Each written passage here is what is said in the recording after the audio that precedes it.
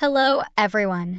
Welcome back to Psychology Chronicles, your go-to channel for insights on narcissism, navigating narcissistic relationships, and most importantly, healing from them.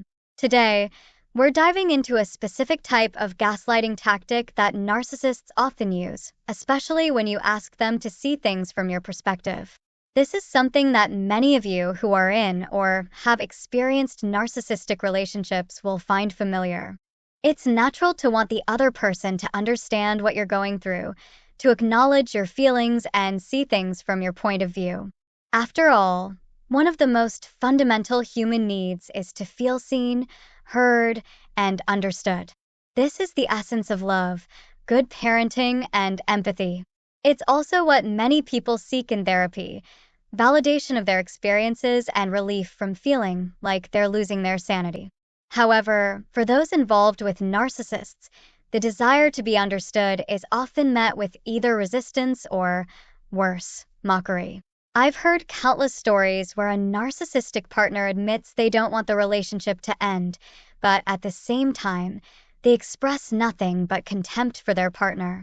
For instance, some have been told, "If I lie to myself, then I can see your point of view." Others have heard things like, "If I were delusional, I'd totally get where you're coming from," or, "Sure, if I deceive myself, I can understand what you believe."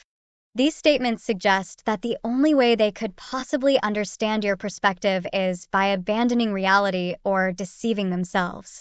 It might actually be easier to deal with if they just outright admitted they don't get it. But instead, they imply that understanding you would require them to defy logic and reality, essentially suggesting that your experiences are so far-fetched that they'd have to be delusional to agree with you. This is not just dismissive, it's a form of gaslighting, where they subtly suggest that in order to empathize with you, they'd have to be crazy or dishonest, which is deeply invalidating. This kind of response can often come up in situations like couples therapy or mediation, where a third party suggests that the narcissist try to see things from your perspective. But when their response is something like needing to lie to themselves to understand you, it's clear they are unwilling to truly empathize. Efforts to induce empathy from narcissists rarely succeed and often result in more harm, leaving you feeling even more misunderstood. Forced empathy doesn't feel genuine. If someone has to be coerced into understanding your feelings, it doesn't really count as empathy. Forced empathy doesn't feel genuine. If the power imbalance in narcissistic relationships ensures that even if they pretend to see your point of view, they will do so in a way that maintains their control and sense of superiority. For example, you might express how hard you're working to juggle your job, kids, and other responsibilities, only to hear back something like, "Sure, if I lie to myself, I could pretend you do more than me."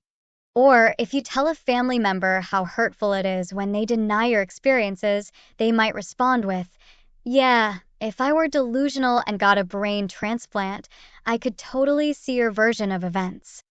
What makes this especially painful is that your sincere attempt to be understood is not just ignored, but also mocked.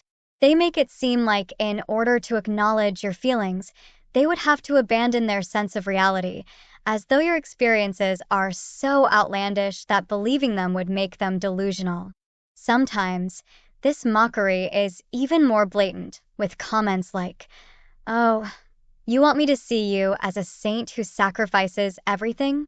Sure, let's go live in that fairy tale together." These kinds of responses are not just dismissive but also cruel. The biggest mistake you can make in these relationships is to engage in this kind of dialogue. Remember this crucial advice: don't defend, don't explain, don't engage, and don't personalize. Engaging in these conversations only keeps you from reaching the point of radical acceptance, the realization that they will never truly see your point of view. They aren't even capable of simply acknowledging your feelings without distorting or dismissing them.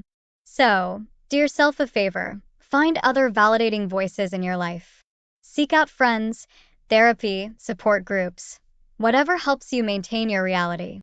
Trying to get a narcissistic person to understand you often leaves you feeling even more misunderstood, and it's simply not worth it. Many of us learn this the hard way, in our desperate attempts to make things work. We think that if we could just get them to acknowledge our feelings, everything would be okay. But asking for this from them often only makes things worse. As difficult as it may be, sometimes witnessing their inability to empathize can reinforce the importance of radical acceptance. It's a reminder that you're dealing with someone who simply can't or won't understand you. So, when they say they need to lie to themselves to see your point of view, take it as a sign of what you're truly dealing with. Thank you so much for watching. If you found this video helpful, please give it a thumbs up. And don't forget to subscribe to Psychology Chronicles for more insights on navigating narcissistic relationships and healing. Your support means a lot to us, and we're here to help you through these challenging dynamics with understanding and strength. See you in the next video.